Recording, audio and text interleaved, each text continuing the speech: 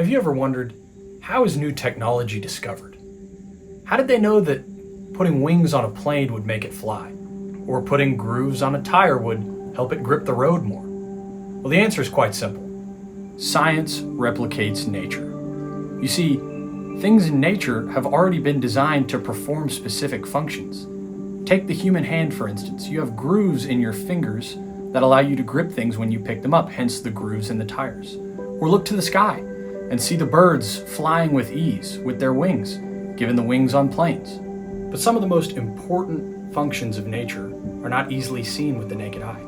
Scientists can easily look up and see a bird flying through the air, or look down at their hand and see the grooves in their fingers. But how do scientists replicate the microscopic processes of nature? Well, the answer is a field of study that you may never heard of called tribology. Today, we're going to take a look at a very important function in nature and how tribologists are able to replicate that process through science.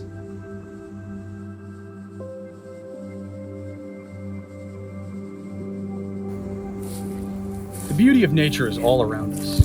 The grass, the trees, the insects, millions and millions of different organisms, all created uniquely with different functions and different properties.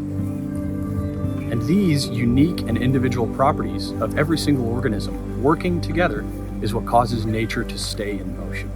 However, from a scientific perspective, there are many properties of nature that can be very valuable to humans. Let's take a look at one right now. Here we have the simple cabbage leaf, a key ingredient in the household favorite dish, coleslaw. But cabbage leaves have a very, very special property that happens whenever you pour water on them. Take a look. As I pour water over the surface of this leaf, it rolls off effortlessly. Why does this happen? Because cabbage leaves are what is called super hydrophobic. That is just a fancy word for repels water very easily. The super hydrophobic function of this leaf is very useful to humans. It's seen in rain jackets, umbrellas, or any waterproof coating. But the real question is, how does this process work? How do we turn a function of nature into a piece of technology? That's where we have to get help from the experts, the tribologists. Our quest to figure out how scientists replicate microscopic processes has led us here to the University of Arkansas Nano Building, home of the Tribology Lab. Let's have a look inside. We're here in the Tribology Lab with Master's Mechanical Engineering student Will Bennett, who is also doing research on tribology. Will, thank you for joining us. Thanks so much for having me. So what do you do here in this lab? Well, in this lab we use a bunch of different methods and machines to create different surfaces and then test their tribological properties, such as friction, whether we want to reduce coefficient of friction, increase coefficient of friction, whatever we want for a specific surface to accomplish. That's what we want to achieve here. Yep, so we've got a piece of cabbage, and we're trying to figure out why it repels water. Do you have any equipment here that could help us figure that out? Okay, well, if you wanted to examine how well it repels water, we have the water contact angle machine that just drops a very precise 5 micron droplet on the surface, and it judges with some software based on the angle of attack of the surface and the water droplets. From that, you can determine how hydrophobic or hydrophilic it is. If you want to examine the surface to see why it might be hydrophobic, the Keen's microscope is a great tool for that.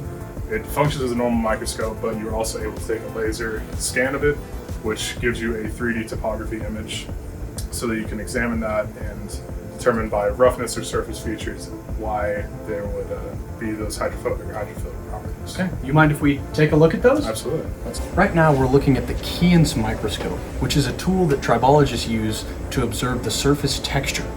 Will, what are we seeing from this cabbage leaf? So if you can see just optically, there's a lot of these little grooves and surface patterns that are small enough to where water might not be able to get in between them, and it could create a pocket of air which would make it hydrophobic. Okay, so what you're saying is the surface of this leaf has grooves that create a space of air so the water rolls straight off? Right. I initially thought that it would be because the leaf is very smooth that it repels water, but it's actually because it has a lot of bumps?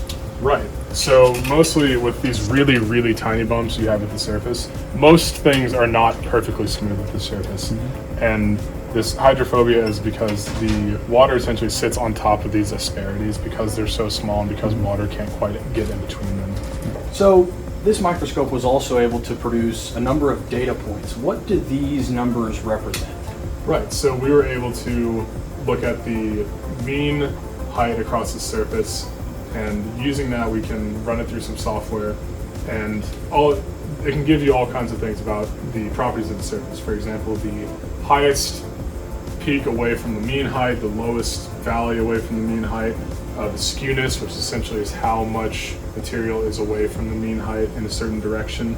And based on these values, we can categorize different things about these surfaces. So we have an exact way to know with great detail how high and low the surface of this leaf is? Exactly. That's pretty impressive. So Will, as a researcher in this field, if scientists were trying to replicate this waterproofing or this hydrophobia, what main features are they trying to replicate? Well, it really depends on what you want to get out of the surface. In this case, if you'd like to get that kind of hydrophobia out of it, mimicking things you find in nature is a great idea. We call those biomimetic surfaces in this field. And we have a lot of different ways of doing that. Depending on the type of material you want to do, the type of asperities you want to have, if you want to have protruding asperities, if you want to have indented asperities, things like laser ablation, like using a laser to texture the surface. Chemical etching is another method. Molding typically is very good if you want. They don't quite get as small as the features of these, but it's still very good. You can do even some things as simple as roughening it with a piece of sandpaper. As you can see here, thanks to this technology and the Tribology lab, the mystery of the microscopic properties are solved. Will, thank you so much for your time. Thanks for having us. Here's a parting gift from me to you. Point of encouragement, keep up the research. The future of science depends on you. No, it depends on all of us. Today we looked at a piece of nature, a cabbage leaf, that has a very interesting property of repelling water. With a little help from our friend Will in the Tribology lab, we were able to figure out how it repels water, which is, when water comes in contact with the surface, the leaf has very small ridges so that pockets of air form on the surface so that the water repels off. Most importantly, we discussed the tools and techniques that scientists or tribologists can use to replicate the surface of that leaf, for example, into a piece of technology that can be used by humans. But a waterproof leaf is only the tip of the iceberg when it comes to nature's functions that can be transformed into technology.